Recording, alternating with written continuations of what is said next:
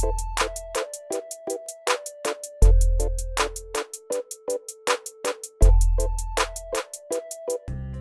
Video میں بتائی گئی معلومات شفقت رسول کی کتاب سے لی گئی ہیں۔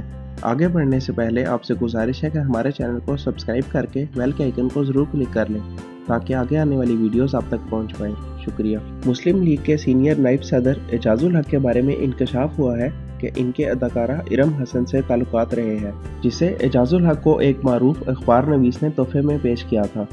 یہ انکشاف اخبار میں شائع ہونے کے باوجود جناب اعجاز الحق نے نہ تو اس کی تصدیق کی ہے اور نہ ہی تردید۔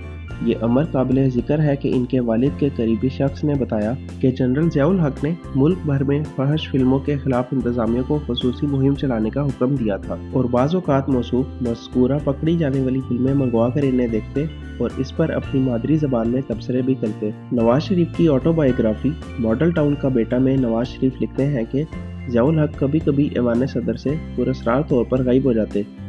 ایک دفعہ جنرل صاحب کے سیکیورٹی افسر نے میاں صاحب کو بتایا کہ وہ ایوان صدر سے غائب ہو کر بیگم عطیہ عنایت اللہ کے پناہ گاہ میں چلے جاتے تھے۔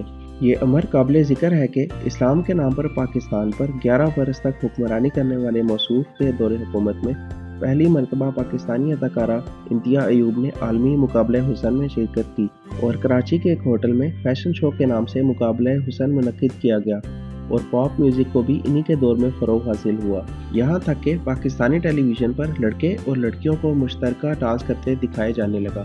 تاہم بعض اعضاء مذہبی جماعتوں کے پرزور احتجاج پر پی ٹی وی میں دوپٹہ پالیسی کا انعقاد ہوا اور لیچر پروگراموں پر عارضی طور پر پابندی لگا دی گئی۔ دوستوں، شفقت رسول کے ان انکشافات سے ہمیں پتہ چلتا ہے کہ سیاستدانوں کے دانت کھانے کے اور ہوتے ہیں اور دکھانے کے اور۔